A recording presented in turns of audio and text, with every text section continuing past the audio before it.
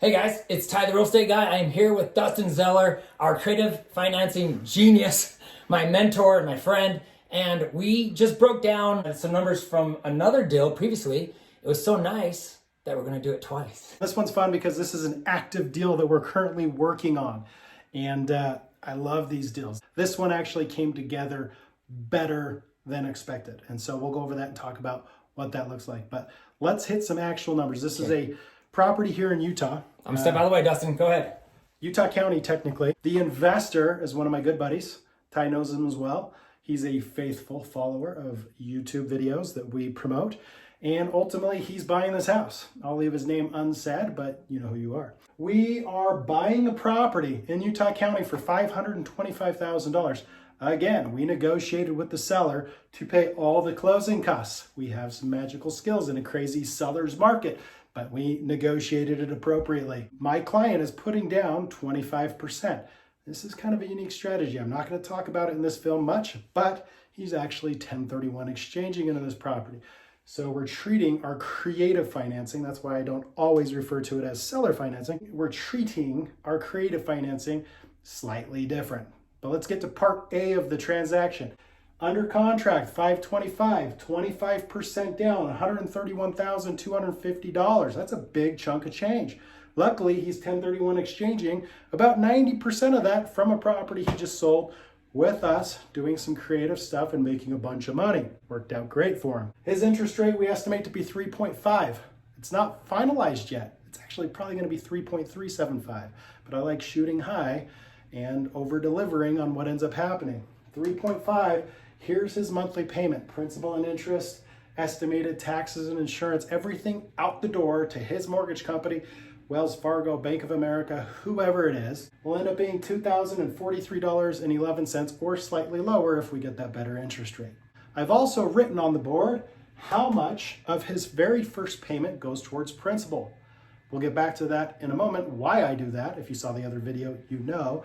But all you do to figure that out is put in the loan amount, 30-year amortization, the interest rate, and figure out on that very first payment how much goes to principal. That's what that number is. And once again, with that lower rate, that number will probably be bigger, and this number will probably be smaller. So, works be out awesome. great. Part B of the deal. So you've acquired it. Now we're going to sell it on seller financing. This particular deal, why I said this went so fast is ultimately I already have the buyer. My client doesn't even own the property yet, and we made magic happen. So that doesn't always happen. It might take a month or two. And by the way, with my program, if you trust us to do this for you and it takes a month or two, I might have to compensate you back a little bit of funds, especially if you've made a mortgage payment. So keep that in mind. Kind of makes it a little more foolproof. This transaction, the marked up purchase price is $579.9. That's pretty normal, about 10%, give or take a few $1,000. That's usually about where we're at. Must I point this out too? The buyer is elated about this house. They are stoked out of their mind. They're super excited. It's pretty much a brand new construction home, gorgeous, 1-year home warranty still from the builder, all sorts of stuff that just falls into place. This is a gorgeous transaction. I need to say that both buyers are elated because the one coming in to purchase on seller finance is stoked to be getting a house. But our guy bought it for $525 and a short time later, $55,000. That's insane. Okay, keep going, Not Dustin. too shabby. The other part of this is that the buyer's putting roughly 12.5% down, which is $72,500. He's going to have a note at $507,400 with what we negotiated, 7.25% interest rate. They actually want 30 years on this term. And talking with my investor, we had to try to figure out, do we want to go 30 years? Well, let the numbers tell you what to do. If you're going to make a high rate of return, do you really want to shut that off, or do you want to keep on making the coast mode money? Let the numbers tell you. We'll get to that in a second. $579.9, $72.5 down. No, there's the monthly payment. This is the principal and interest. Plug that into an amortization calculator at 7.25 for 30 years. That's the exact number that you get. If you scroll and look at the amortization schedule, you'll see how much of the very first payment goes towards principal. Again, a lot less than the investor's paying. I refer to that as the hidden cash flow. Money you're not realizing now, but you're realizing it over time. And that could potentially grow faster on our side if you pay a little bit of extra principal if you so desire, or save your money for the next deal. It's up to you. Total payment out the door after a $20 billing fee for the seller financing buyer, or I need to say creative financing buyer in this situation, is $37.56.36. My investor doesn't have to collect the payment every month. This buyer pays a billing company through automatic payment, pay by web, pay by phone. They can stick a check in the mail. Who does that anymore? And payments received. Investor gets the funds sent off to the underlying mortgage. The billing company actually does that for him. And the cash flow just gets deposited into my investor's bank account on a monthly basis every single month. Let's talk about the cash flow. Let's talk about how much that money is. And is this investment a good deal? Is the rate of return on his money worthwhile? Just real quick, while we're talking about the billing fee here of $20, if you notice on our last deal that we broke down, the original buyer, the investor, was actually paying that. We always try to negotiate it so the seller finance or creative finance client is paying that, but it doesn't happen every time. So it's not something we can promise. It's creative financing, so it's all negotiable. Most of the time, that billing fee is paid for by the buyer. And we present it to them as, guys, you want this to be paid. You want this to go through a billing company. You don't want to trust that you're going to put the money in the investor's hand and hope that they pay the underlying mortgage. You want to pay the billing company. The billing company is required by the contract to pay the underlying mortgage and then send any additional money off to the investor. That way everybody can make sure payments are being made and the house doesn't show up in foreclosure 6 months later because the investor pocketed the money and didn't pay it. We want to create win-win situations, protect both parties, and make you a ton of money in the meantime. That's how this is designed. To be safe, to be win-win, and make a ton of money. It's awesome. We're back with the back end numbers. Is this a great deal or not? Let's look at it. My investor bought the property using 1031 exchange money. If you understand what that is, or if you don't understand that, maybe we'll explain that in another video. But he's putting $131,250 down on this house. We talked about that here. He's getting $37,206 back when we sell it a couple days after he's acquired the property. Usually that's a month or two, probably 2, 3, 4 weeks normally, but set expectations right. $94,044 is his net out of pocket. Let's review that, okay? The buyer is putting down $72,500. Ty and I don't do this for free. We take a normal real estate commission to put this together. 3% to the buyer's agent, 3% to the listing agent, that's us, $34,794. We make a lot of money, you make a lot of money. You'll actually make more than us. Let's get into it. And about another $500 in closing costs with the title company that puts this together for us. There's a little bit more in closing costs, maybe $2,000, but we pass most of that expense on to the seller financing buyer. So this is awfully typical. So $72,500 minus these two expenses, that's the $37,206 net that our investor gets back at the closing of the Part B creative financing transaction. Now, we don't get into taxes a bunch. We can't give tax advice. We'll point you in the right direction. We're not going to leave you open to your own devices, trust me. But this particular deal, we're going to call the chicken and egg for the first 3 years. And we'll talk about that a little bit more, but ultimately, it helps my investor tax liability to be a whole lot lower. I'm okay paying taxes to Uncle Sam. I just don't want to tip the guy any more than I have to. I'll pay my fair share. I just don't want to pay extra. And ultimately paying taxes isn't the end of the world because you're making money. There's tons of amazing protections in real estate when it comes to taxes. We'll talk more about that another time. But again, these numbers are staring us in the face. Let's talk about it.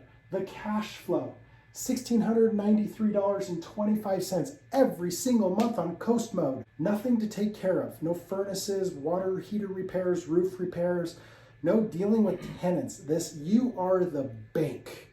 You literally are just receiving money monthly from the billing company. People ask me, oh, it's not that easy. What do I really need to do? You know what? Make sure the payment was received by the billing company. Make sure they sent it to your underlying mortgage company. And maybe check that company a week later to make sure they've received it, they've applied it correctly. What happens in a year after you buy it and you receive an escrow analysis from your underlying mortgage saying, congratulations, your payment just went up $7 a month because we didn't estimate taxes and insurance correctly. or taxes went up, insurance went up, whatever. You call the billing company, you send them a copy of that statement, and guess what they do? As per the contract, they raise the seller finance, the creative finance buyer's payment to compensate. It's a great way to just set it and forget it and put it in coast mode. $223.85 hidden cash flow. What is that? Again, every time you pay your payment, you're getting a certain amount that goes towards principal. It's a lot higher than the buyer's because you have such a lower interest rate. Right here, the seller finance, creative finance, and buyer has $395.82 going towards principal. Over time, those both grow. I call that hidden cash flow. The difference is that you're paying your note off faster and the seller financing buyer by roughly $223.85. And then I refer to both of those numbers as the total cash flow, $1,917.10 a month. My investor hasn't seen this house yet. He's applying for the loan. He's going to show up and sign. He's going to fund it. You got to have money, got to have credit. He's going to show up and sign again, part B of the transaction, and then we're going to set it and forget it. He's got to send his first statement to the billing company, tell him the bank account he wants his money put into on a monthly basis, and boom, make money. $23,005.20 per year on an adjusted cash flow, an adjusted cash out of pocket, of $94,044. My investor will be 94 grand and change out of pocket, and he'll be making $23,005 per year. How many years does it take to get his money back? 4. What's his rate of return on his investment? 24.46%. I have investors often talk to me about, do I balloon this guy in 5 years? Do I end the relationship in 7 years? Do I cut this off at 3 years? What do I do? If we have a buyer that's asking for more time than we normally give, we negotiate, and oftentimes we'll, between the buyer and the seller, negotiate something where we give them more time, but the interest rate maybe steps up a little bit, creating more cash flow, more incentive for you to keep this deal on the table. Maybe now you're making 30% or 35% rate of return. In 4 years, you have all your money back. So ultimately your rate of return is pretty infinite at that point. So easy money, easy cash flow, set it and forget it, great returns, and we do all the heavy lifting for you. We do finding the properties, finding the buyers, networking with people to make that happen, and we're here to give you advice every step of the way. Even if something goes wrong in the transaction, we're here with part B, C, D, E, and F backup plans to assist you on helping you make even more money. Again, I've not lost a dime for a single one of my investors implementing these strategies.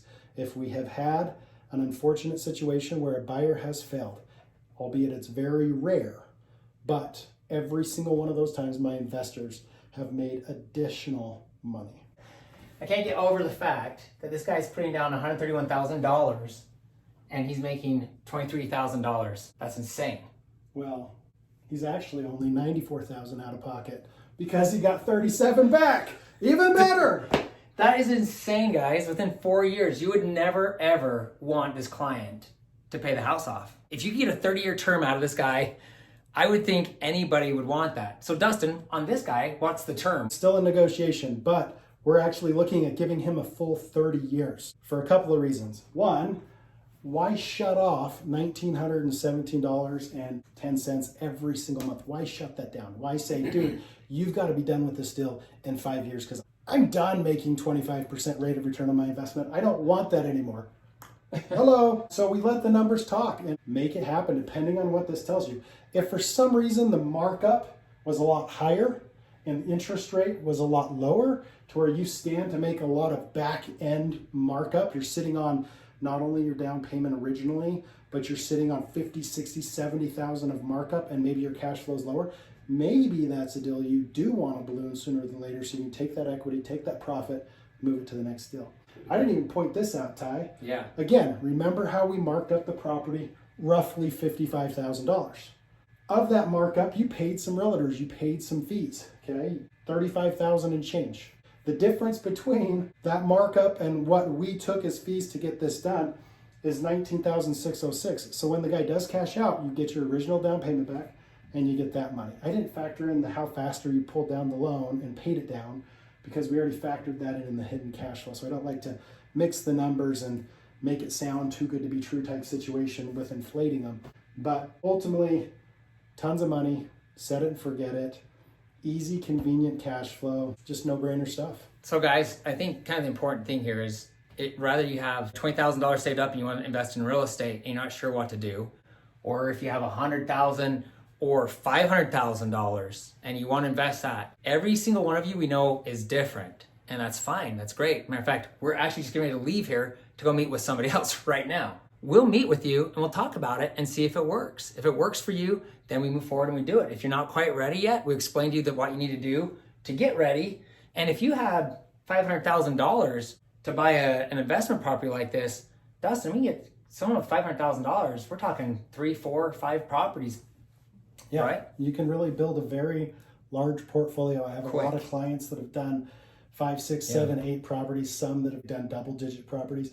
I've personally done probably 50 of these over the course of a 10-year period and made a ton of money. And you have one client, he mostly transferred rental properties into these type of properties. Yeah. How many deals have you guys done together? Probably 20 plus. 20 plus, And he was yeah. one of my most skeptical clients Yeah. because he's an accountant and he really goes by the numbers. He really pays attention to taxes and how that affects him. And we were able to design this in a way that really made benefit. I remember meeting with this gentleman over a decade ago, and he had a ton of rental properties. And I walked into his office and he had a spreadsheet of all his properties and who had paid and who hadn't paid. And he highlighted the ones who hadn't paid for either 1 month or multiple months in red. And my goodness, that bloody spreadsheet was red. There was a lot of it. Probably half of the properties were red. One of the reasons I love doing this is you can do lots of properties with coast mode. You don't have to babysit people. You don't have to put as much time and effort into it. You can literally build equity, profit, cash flow while you sleep with very little monitoring of it. Just make sure the payments are paid, and that's about it. So even if you don't have the money down to put on a property like this, if you have a rental property or you have a couple rental properties, that is easy. Matter of fact, you're gonna make more money than these in most scenarios because you've already paid the principal down a bunch. Yeah. So, if you have rental properties, give us a call too. We'd love to tell you how we can help you out with that as well. One other thing I want to point out, again, we are realtors. We simply made the commission selling you the house. Right. And we simply made the commission selling the property for you to a creative financing buyer. We don't take anything. Right, we're not taking any of this. We're not Edward Jones. We're not E-Trade. We're not here saying that we've got our securities licenses or whatever the case may be. We're not taking your cash flow. We're selling you a house, selling you a house. We're here in case something goes awry to help you, and we'd be stupid not to. Anytime I've had an investor that has a sticky situation come up, they've called me, we step in, we assist them on taking the property back and selling it for a lot more money. If you don't think we're gonna be here to help you, you're not following the rabbit down the hole. We will always be here for you. Yeah, if somebody fails, and even if we give them a little bit of their money back to make everything feel good, and then we turn and sell the property for more with a larger down payment to somebody new, boom. We'll make money, you make money, everybody wins. Yeah. And we try to even make the win happen for the buyer who committed to paying the payments and failed to make the payments and come back in, Mr. Nice Guy, saying, hey, you know what? We feel bad for you. If you'll leave the property clean and in good condition, here's some incentive. We'll get you some of your money back. We've done that numerous times, probably 5, 6 times over hundreds of deals. So again, doesn't happen often, but you're gonna make a lot more money if it does. Okay, guys, Dustin will talk about this all day long, and we really do have an appointment that we gotta go to right now. So I just wanna thank you guys for watching. If you found the video enjoyable, please give us the thumbs up. Hit the subscribe button. Don't forget to ring that little bell right there because that will notify you each time that we post a new video. That's it. We're out of here.